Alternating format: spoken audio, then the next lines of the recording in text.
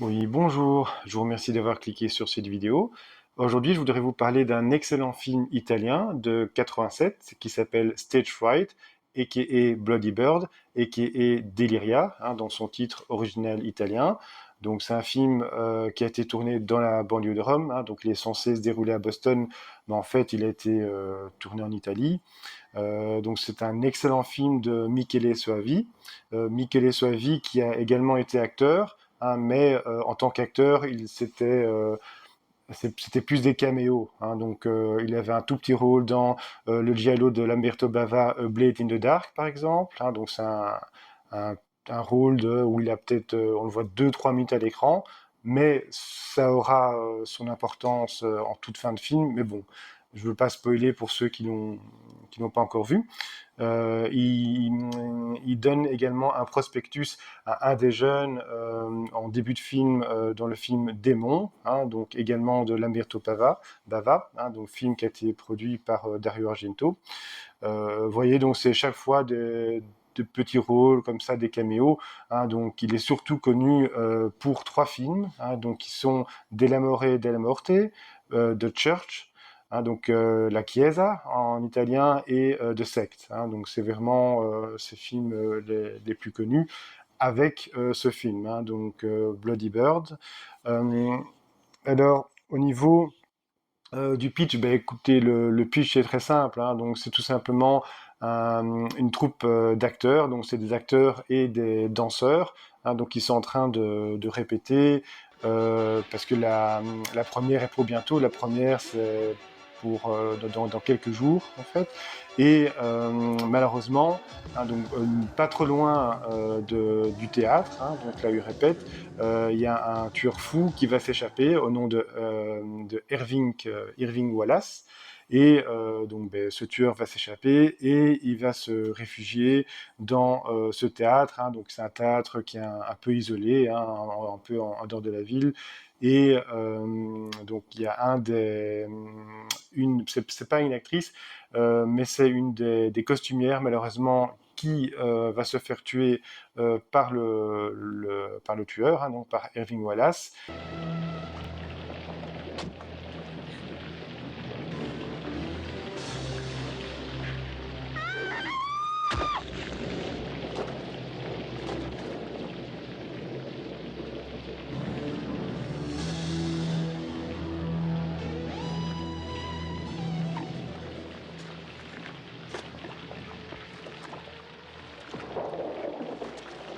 Et le metteur en scène, donc interprété par David Brandon, va décider justement, comment dire, de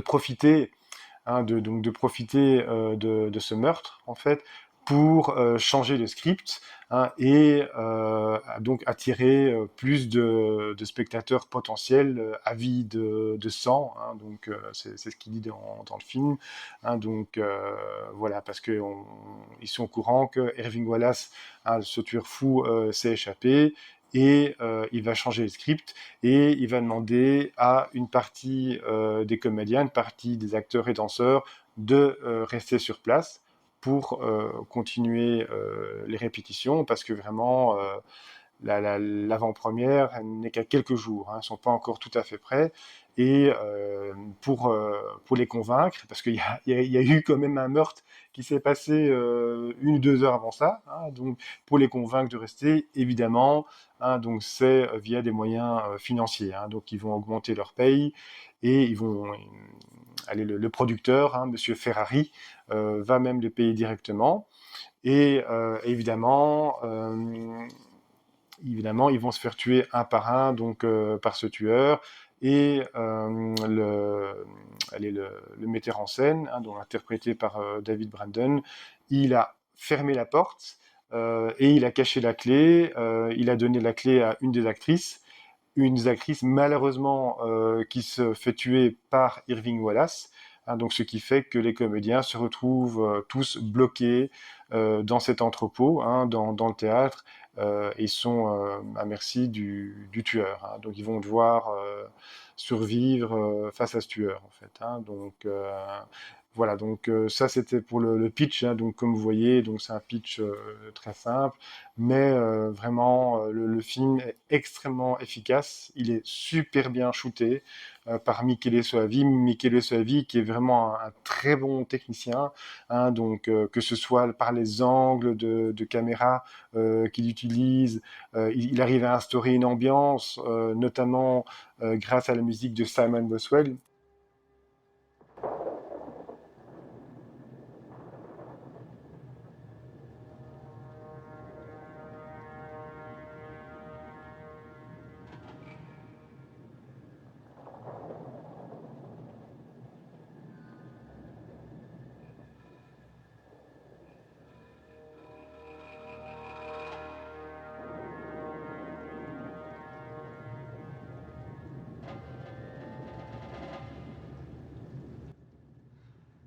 Donc Simon Boswell, euh, il a écrit la musique de Démon 2, de Hardware, de Lord of Illusion, hein, donc le film enfin, tiré d'une nouvelle de Clive Barker. Il a également écrit la musique de Phenomena, de Delirium. Hein, donc voilà, donc il a vraiment, oui, j'ai regardé sa filmo, il a vraiment une filmo assez impressionnante. Simon Boswell, il a beaucoup écrit, hein, donc que ce soit pour le cinéma ou la télé en fait, mais vraiment une grosse carrière. Donc dans les acteurs, ben, on a David Brandon. David Brandon, le film le plus connu dans lequel il a joué, enfin pour moi c'est Caligula. Il y a également Giovanni Lombardo Radice qui a joué dans Cannibal Ferox. Il a joué également dans La Maison au fond du parc, hein, donc qui est une ressucée du film de Craven. En fait, la dernière maison, voilà, ouais, c'est ça, c'est la dernière maison sur la gauche. Maintenant, je me souviens. Il y a Barbara Cupisti aussi qui joue dans le film. Voilà, donc sans doute l'acteur le plus connu, selon moi, je pense que ça doit être quand même Giovanni Lombardo Radice. Et le meilleur acteur dans le film, pour moi, c'est David Brandon. Hein. Donc David Brandon qui interprète le metteur en scène, qui est vraiment très imbu de lui-même. Il n'a pas l'air vraiment sympathique. Mark! Get this damn cat out of here. And call Sybil on stage. Et il est assez pleutre, hein, comme vous allez voir dans le film. Et voilà, donc c'est un film vraiment que je le répète, qui est excellemment bien shooté, donc par un Michele Soavi, hein, il arrive vraiment, c'est un film atmosphérique, hein, il y a des moments de respiration comme ça dans le film, il y a des vraiment, il y a des moments de suspense aussi dans le film, notamment la scène de la clé.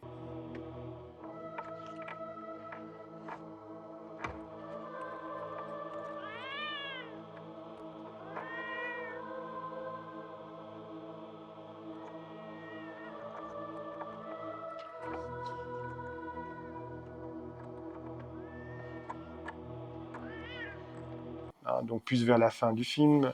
Au niveau du gore, on est assez servi, hein, parce que le tueur, donc il est assez féroce, hein, Irving Wallace. Il y a un meurtre à la tronçonneuse, notamment.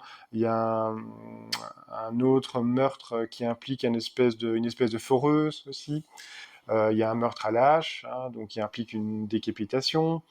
Euh, donc voilà, donc il y a un bon body count aussi. Franchement, le, oui, le tueur est vraiment assez prolifique, hein, dans ce film. Et voilà, vous le recommande vraiment, en fait. Hein. C'est vraiment un film à voir. Voilà, c'est vraiment un film d'atmosphère également, qui vire vraiment vers le survival dans son dernier tiers, en fait. Hein. Donc, dans le dernier tiers, ça vire plus vers le survival, vers la chasse, non pas la chasse à l'homme, mais la chasse à la femme, en fait, hein, puisque c'est Barbara Cupisti qui est pourchassée par le tueur.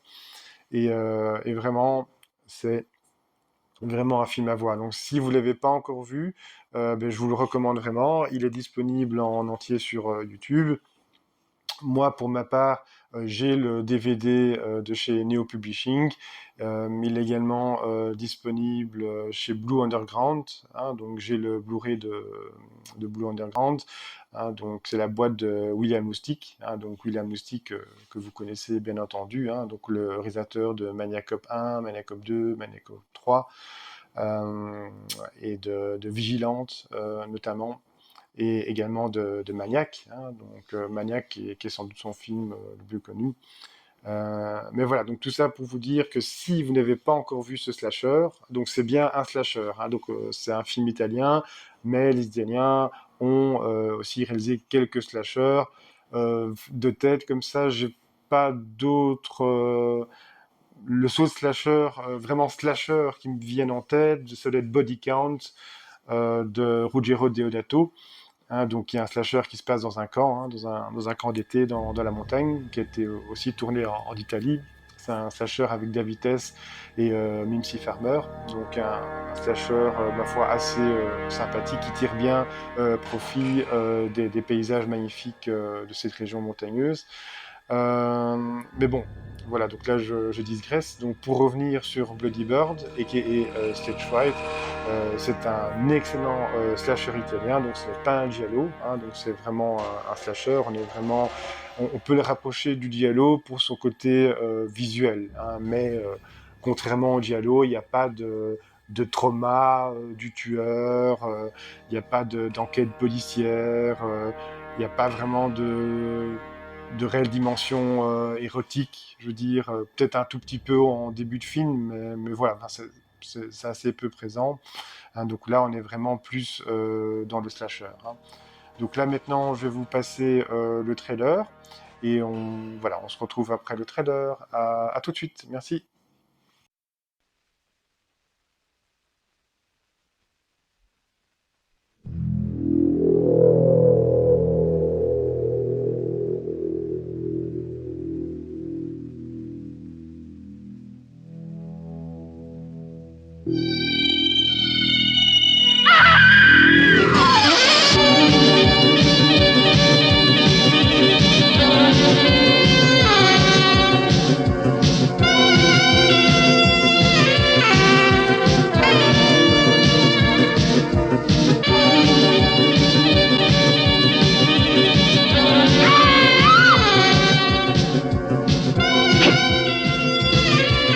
I think that maniac is hiding in here. You've gone out of your mind. Go on. Kill her! Kill her!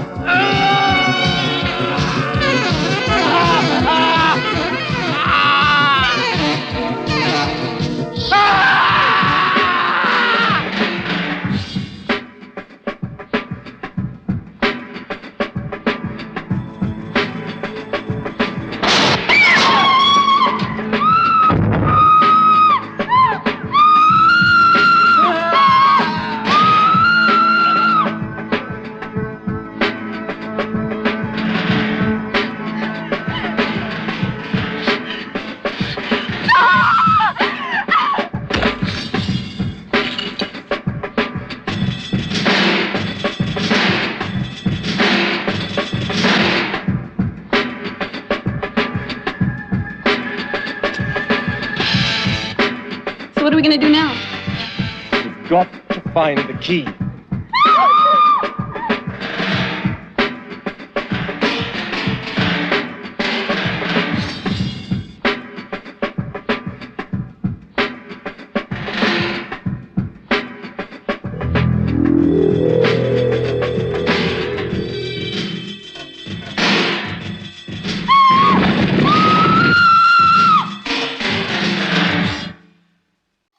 Oui, voilà. Donc j'espère que le visionnage de ce trailer vous a donné envie de voir ou de revoir le film.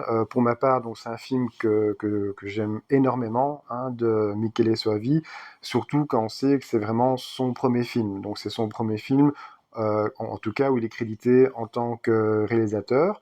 Donc son mentor n'était ni plus ni moins que Dario Argento, hein, Dario Argento qu'on ne présente plus, hein, bien entendu, L'oiseau au plumage de cristal, hein, Le chat à neuf queues, Suspiria, Les frissons d'angoisse, Opéra, Inferno qui pour ma part est mon Argento préféré, No Sono, No Sono qui est son film le plus méta sans doute, enfin ce n'est que mon humble avis.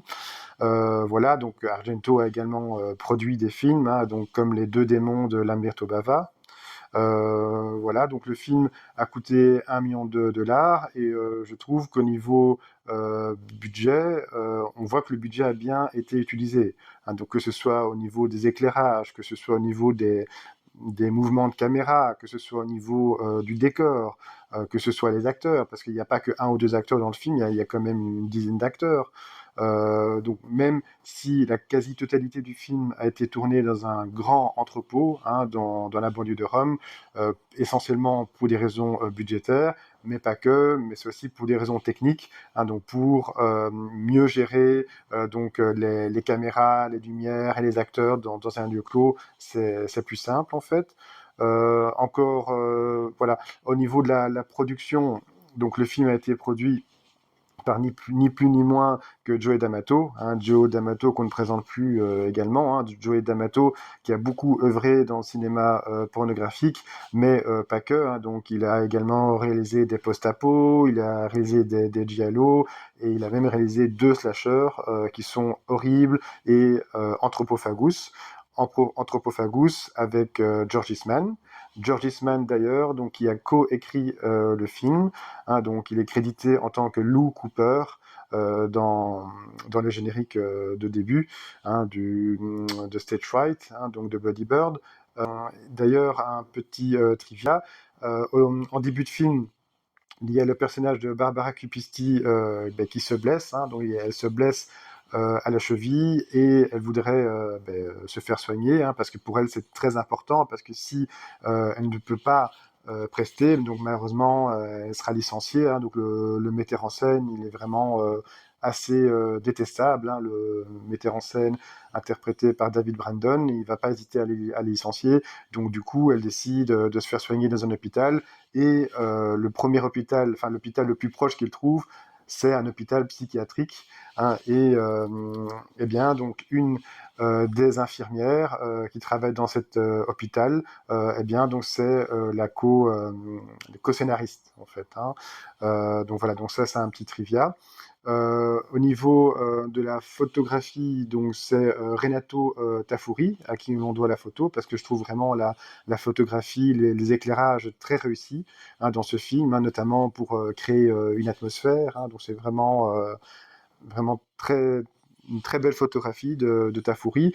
Du coup, j'ai regardé un peu ce qu'il a fait, mais dans sa filmo, honnêtement, je connais pas la plupart des films, sauf il y a 2 films qui ressortent que je connais, qui sont The Church, hein, un autre film de Michele Soavi, et Dial Help. Dial Help, qui est un film complètement fou, complètement what the fuck, hein, donc avec Charlotte Lewis, que je vous recommande. Donc ça, c'est vraiment le genre de film à voir entre potes pour bien rigoler.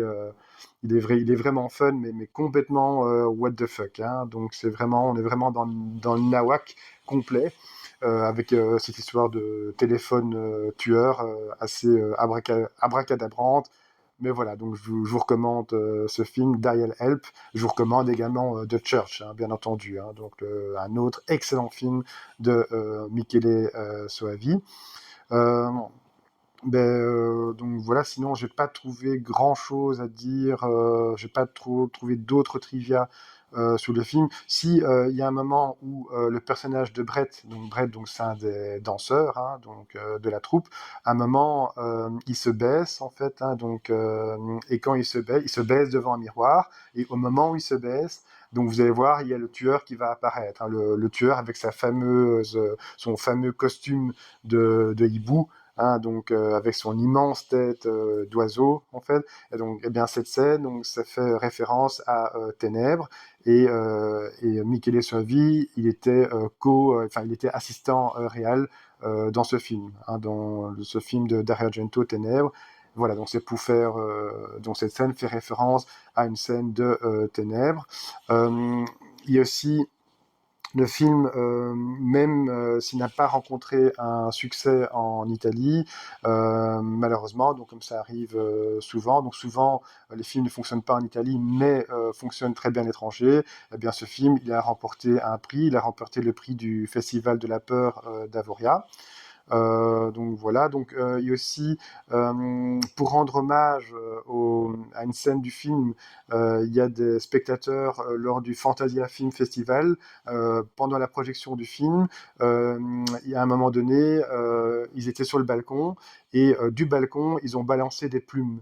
Hein, donc des plumes blanches, hein, et bien ça fait référence à une scène vers la fin du film, hein, donc qu'on voyait vers la fin du film. Effectivement, il y a une scène qui implique toutes des plumes blanches qui volent à travers la stage, la scène. En fait, ça donne super bien. Visuellement, c'est très beau. En plus, avec la musique de Simon Boswell, avec les éclairages de Tafuri, ça donne très bien, en fait, quoi. Mais voilà, mais je vous avouerai, j'ai pas trouvé énormément de trivia. Euh, en début de film, un des deux flics, parce qu'il y a deux flics qui sont parqués devant le théâtre, hein, devant l'entrepôt, eh bien, un des deux flics, ben, il est interprété par Michele Soavi.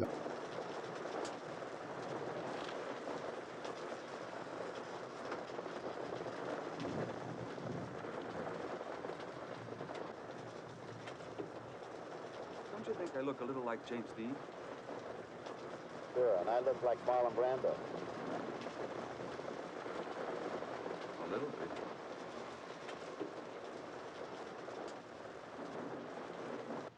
Hein, donc, comme je vous l'ai dit dans ma première vidéo, hein, donc la vidéo donc, qui précède le trailer, Michele Soavi, il a eu beaucoup de caméos, donc beaucoup de petits rôles. Hein, donc, et là, ici, voilà, donc il s'est octroyé encore un petit rôle. Hein, donc, ça fait un peu penser à Alfred Hitchcock, hein, donc, où dans quasi tous ses films, il avait un petit caméo. Eh bien voilà, donc c'est le cas aussi pour Michele Soavi qui s'octroie chaque fois des petits caméos dans ses films, mais pas que dans ses films. Hein. Donc voilà, il y a eu beaucoup de caméos, comme j'ai expliqué dans ma vidéo qui précédait le trailer.